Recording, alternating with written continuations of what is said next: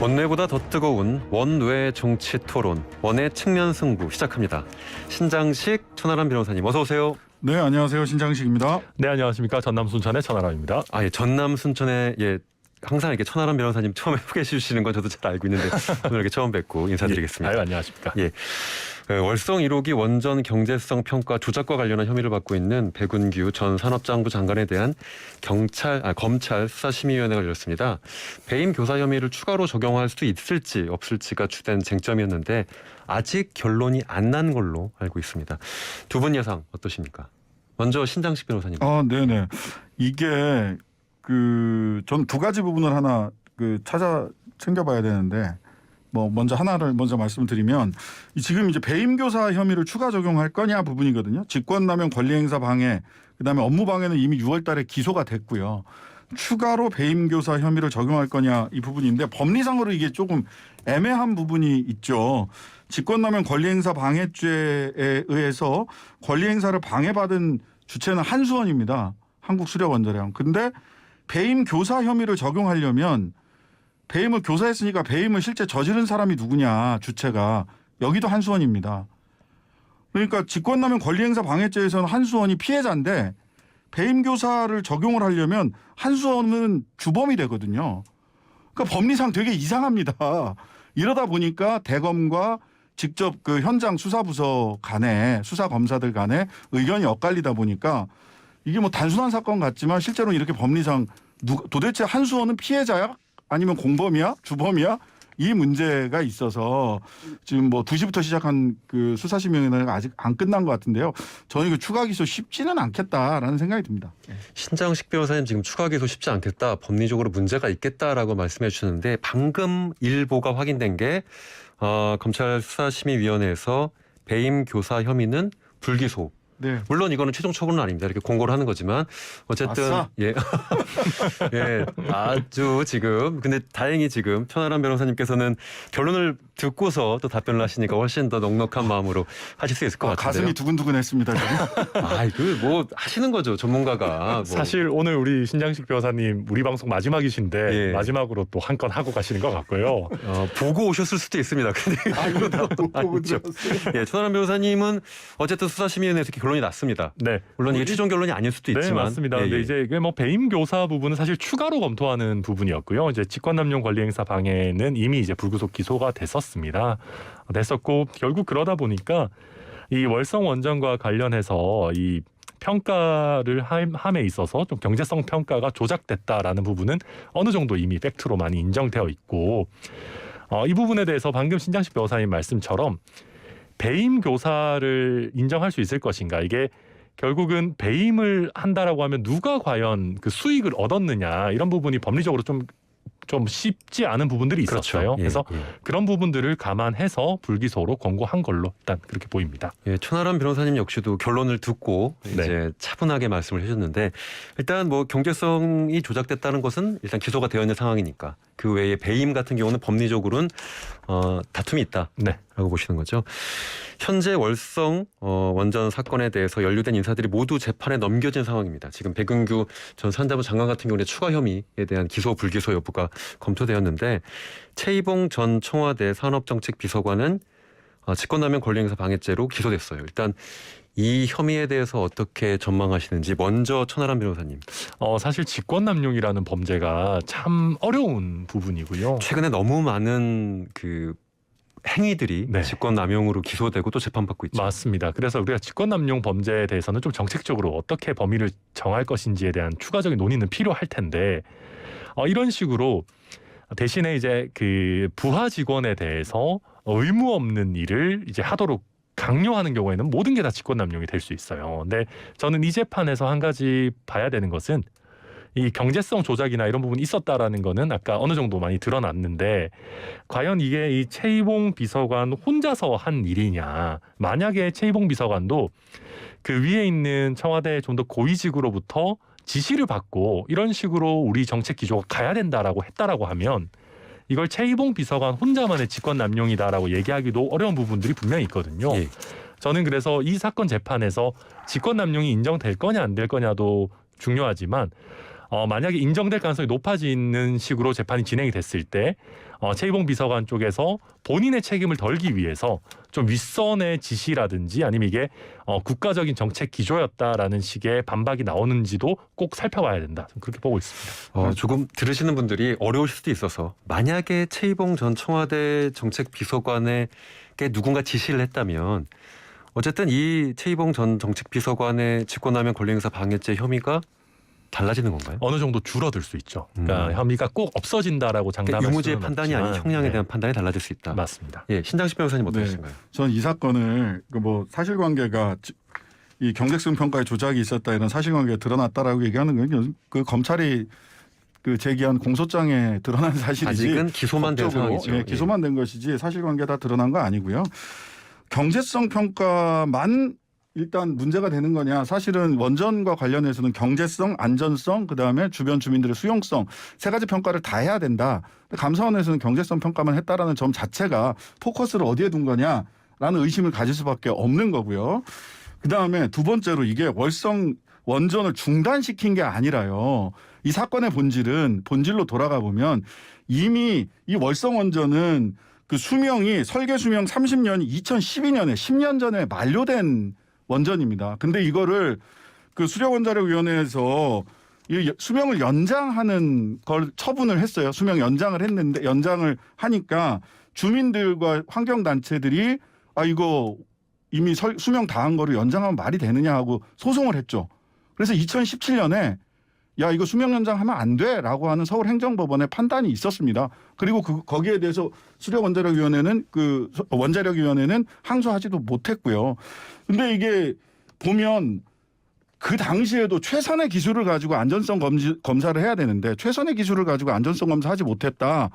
뭐 심의도 잘못했다. 뭐 여러 가지 이유로 그 수명 연장이 안 된 거거든요. 수명 연장이 안 된 거를 원자력을 옹호하는 쪽에서 계속해서 뭔가 수명 연장을 또 해보려고 하던 일을 하지 못하게 결과적으로 행정적으로 한 번 더 확인을 한 것인데 마치 안전성에 문제없는 원전을 계속 사용할 수 있는 원전을 사용을 억지로 중단시켰다라고 하는 프레임으로 이 사건에 접근하는 것 자체가 이건 이미 뭐 다른 사실과 알겠습니다. 다른 프레임이다 이런 네, 말씀 여기서 제가 조금만 제가 사실관계를 신장식 변호사님께 질문 하나 좀 드리려고 하는데요. 프레임 얘기를 해주셨는데 실제로 이제 이 사건 같은 경우는 전사가 있죠. 이미 노후에서 수명에 달렸던 원자력 발전소에 대한 뭐 그것이 연장, 재연장, 뭐 중단 같은 맥락이 있는데 어쨌든 기소는 됐습니다. 네. 최이봉 전 청와대 산업정책 비서관이 그 기소에 대해서 오늘 뭐 좀 확률이 좋으시니까 재판 어떻게 될 거라고 보는지 제가 질문을 드렸던 것이고 네. 거기에 대한 답변을 안 해주신 것 같습니다. 네, 저는 무리한 기소이기 때문에 최이봉 지금 뭐 기대를 하는 분들이 계세요. 아까 천하람 변호사님 말씀하시는 최이봉 전 청와대 산업정책비서관이 직권남용 권리행사 방해 형량을 줄이기 위해서는 누구든가로부터 지시를 받았다라면 형량이 줄어들 거다라고 얘기를 했는데 그 얘기는 결국은 청와대 정책비서관이 산업정책비서관에게 지시를 할 수 있는 사람은 대통령이잖아요. 대통령 실장이나 대통령을 겨냥하고 말씀을 하시는 것 같은데 저는 이 직권남용 권리행사 방해 법리상으로도 그렇고 앞뒤 사실관계를 제가 파악하고 있는 바로도 그렇고 쉽지 않다. 예. 무리한 기소였다라고 네. 보시는 거죠. 네. 네, 방금 이제 그 팩트 중에 한 가지 좀 바로잡자면요. 이게 갑자기 뭐 이런 식으로 뭐 틀었다라고 하시는데 그런 것은 아니고 사실은 그 밑에 일하는 산업부 공무원들이 월성 1호기에 대해서 한시적으로 가동 필요성이 있다. 이게 뭐 영원히 이걸 계속 써야 된다라고 보고한 것이 아니고요. 한시적으로 가동 필요하다. 우리 보통 원전 같으면 설계 수명이 지나더라도 조금 어느 정도 가동이 가능하다라고 하면 안전성 평가, 경제성 평가 거쳐서 연장하는 경우들이 일반적이거든요. 그러다 보니까 산업부에서도 월성 1호기 같은 경우 한시적 가동 필요성이 있다라고 해서 보고서를 올렸는데 여기에 대해서 이제 원전 조기 폐쇄를 해야 된다. 이게 우리의 공약이다라고 해서 그런 취지로 보고서를 다시 쓰라고 하면서 또 조작을 지시한 거기 때문에 이게 신장식 변호사님께서 말씀하신 사실관계가 조금 생략된 부분이 있다라는 점을 지적을 해드립니다. 제가 딱 30초만 드리겠습니다. 조기 폐쇄가 아니라 이미 더 이상 운영될 수 없다라고 여러 차례 확인된 사실을 다시 한번 확인한 것이다. 조기 폐쇄라는 것 자체가 프레임이다. 이런 말씀드립니다. 예, 여기까지 어쩔 수 없이 할 수밖에 없을 것 같고요. 넘어가 보죠. 가짜 수산업자 이야기로 넘어가겠습니다. 김무성 전 의원이 또 등장했습니다. 가짜 수산업자 관련돼서 참 이 사람 저 사람 많이 등장하고 있습니다. 김무성 전 의원이 이 가짜 수산업자로부터 수입차를 제공받아 2달 정도 탔다. 근데 당시 시점이 국회의원 시절이었다. 그래서 청탁금지법 논란이 일고 있습니다. 신장식 변호사님부터 여쭙겠습니다. 네, 이게 참 애매한 상황인데요. 말하자면 김무성 전 의원의 형이 큰 사기 피해자잖아요. 이 가짜 수산업자의 큰 사기 피해자라서 말인즉슨 그 형님이 워낙 받을 돈이 많으니까 그걸 담보조로 제공받았던 거를, 그러니까 형한테 담보조로 제공받았던 거를 동생인 김무성 전 의원이 빌려 탄 거다라고 이야기를 하면 청탁금지법의 대상이 안 될 수는 있겠죠. 그 해명을 다 믿는다면. 그런데 실제로 가짜 수산업자가 벤츠 S560인가요? 제일 좋은 차라고 하던데 저는 안 타봐서 모르겠습니다만은 그거를 제공을 했을 때 형을 보고 제공을 한 걸까? 김무성 전 의원을 보고 제공을 한 걸까? 이렇게 놓고 보면 그 가짜 수산업자가 그 로비의 범위나 폭이나 이런 걸 봤을 때는 형은 전주일지는 모르겠지만 로비의 대상, 인적 네트워크의 대상으로서는 김무성 전 의원을 의식하고 그를 향해서 이걸 제공한 게 아닐까라고 하는 의구심 또한 충분히 합리적이다라는 생각이 듭니다. 법리적으로는 어떨까요? 청탁금지법 적용될까요? 좀 짧게 답변해 주시면. 이거는 솔직히 이거 잘 모르겠습니다. 애매합니다. 예. 뭔가 예, 천하람 변호사님. 저도 신 변호사님이랑 비슷하게 보는데요. 예. 이게 사실 돈이 한두 푼 피해를 봤으면 로비였다라고 할 수가 있을 것 같은데 이게 그 김무성 전 의원 형이 87억을 손해를 봤어요. 예. 87억 손해 봤으면 사실은 벤츠 S560이 아무리 비싸다고 해도 그 피해액의 40분의 1도 안 되는 정도이기 때문에 차 가격이? 네, 차 가격이 예. 2억 정도 수준이니까 그렇다고 하면 이걸 가지고 담보였다 내지는 최소한의 피해 어떤 전보를 위해서 맡아뒀다라고 하는 얘기는 어느 정도는 설득력이 있게 들려요. 그래서 이거는 저도 한번 뚜껑을 열어봐야 되지 섣불리 예상하기는 어려울 것 같습니다. 근데 어쨌든 이 사건으로 인해서 김무성 전 의원이 대선에서 어떤 특정한 역할을 요구받을 수 있었는데 난감하게 됐죠. 그건 맞는 말씀이고, 근데 다만 저도 이 수산업계에서는 그런 말씀 하시더라고요. 가짜 수산업자라고 좀 하지 말아달라. 그냥 사기꾼인데 이 사람이 무슨 수산업자냐 뭐 이런 그렇죠. 말씀도 하시던데 여튼 방금 신 변호사님께서 말씀하셨듯이 김무성 전 대표가 어떤 의미에서는 킹메이커 역할을 할 수 있었는데 그것도 지금 못하고 있는 상황인 건 맞습니다. 예, 수산업계의 의견까지 챙겨주셨습니다. 천하람 변호사님께서. 가짜 수산업자는 좀 용어를 고민해볼 필요가 있을 것 같습니다. 이거 주제를 저희가 1부, 2부에서 계속 다뤘어요. 근데 이제 원외 측면 승부에서도 안 다룰 수 없는 주제인데 어제 민주당 4차 TV 토론에서 음식평론가 황교익 씨에 대한 논쟁, 또 질문과 답변이 이루어졌습니다. 경기관광공사 내정을 두고 공세가 상당했는데 이재명 지사 측에서는 잘 아시는 것처럼 보훈 인사가 아니다. 또 절차가 공정했다. 향후 인사청문회를 거쳐 국민 여론, 또 도민 여론을 보고 결정하겠다. 황교익 씨에 대한 경기관광공사 내정 철회해야 된다고 보십니까? 좀 질문을 좁혀보죠. 철회해야 된다고 보십니까? 천하람 변호사님부터 말씀해 주시죠. 저는 국민의힘에 몸담고 있기 때문에 저희 당 입장에서는 철회 안 하셨으면 좋겠어요. 최대한 길게 이 이슈를 끌고 갔으면 좋겠습니다. 왜냐하면 보훈 인사가 아니라고 하시지만 그걸 고지고대로 믿을 국민은 많지 않을 것 같아요. 그리고 지금 황교익 씨가 이슈가 되면서 다른 경기도의 낙하산 인사 결론이라면 일단 할 말을 다 할 것이다. 황교익 씨의 기본 성정상 할 말을 다 할 것이다.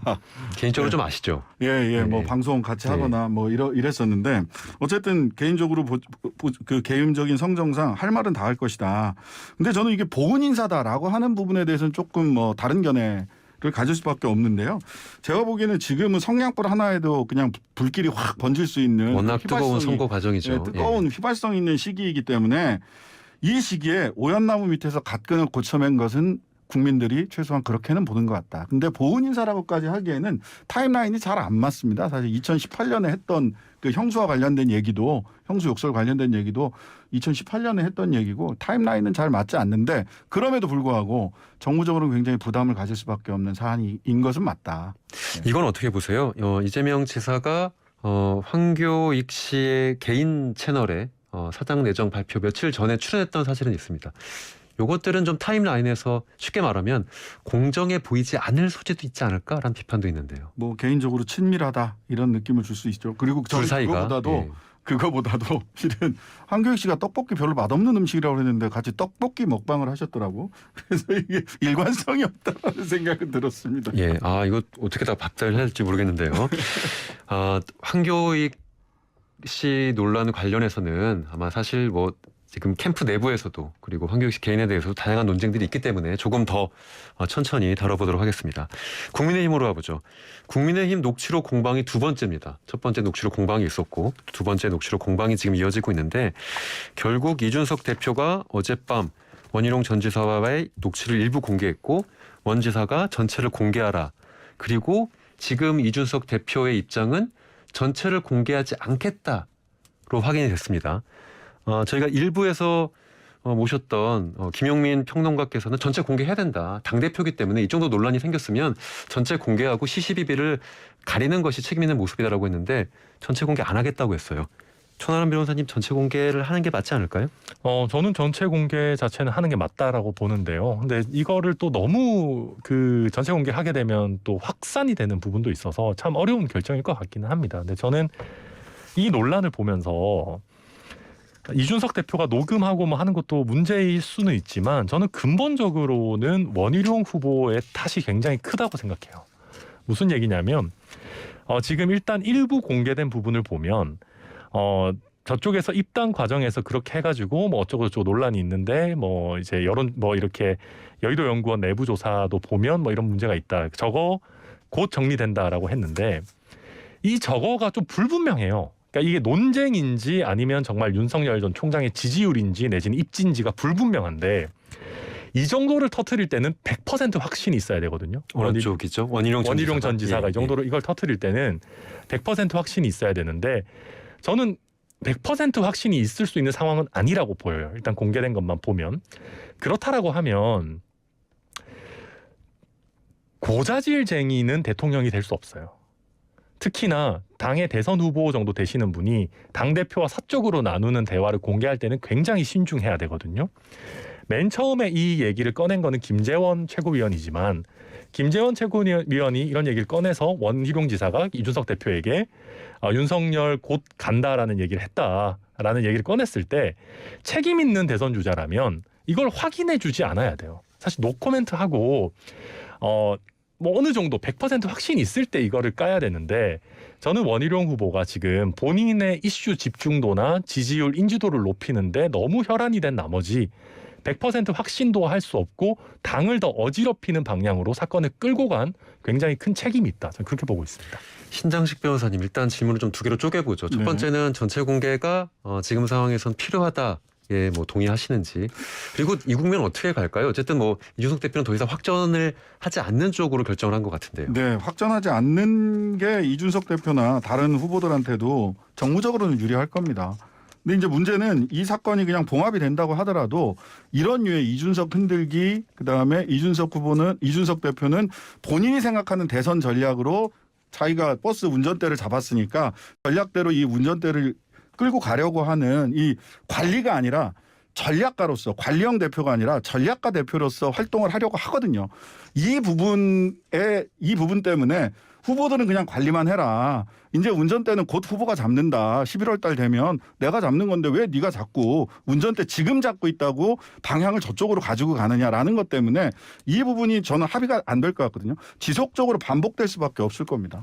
예. 확산은 이루어질 수밖에 없을 거다. 네, 그리고 네. 첫 번째 질문에 답변 안 하셨습니다. 첫 번째 질문은 녹취록 전체 공개가 필요할 거냐라는 질문. 저는 뭐 전체 공개가 필요할 수도 있는데 전체 공개가 결국은 안 될 거다 이렇게 생각이 듭니다. 알겠습니다. 제가 뭐 오늘 이야기 못 들은 질문도 많은데 여기 이 질문 꼭 소화해달라라고 표시됐던 두 개의 질문이 있어서요.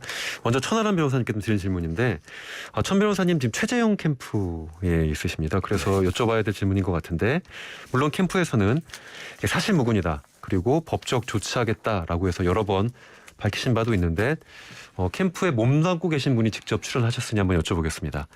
중도 사퇴설이 있었습니다. 물론 캠프에서는 꽤 뼈아플 수밖에 없는 이슈, 뭐 뉴스, 류머일 수도 있는데 나온 이유가 뭘까요?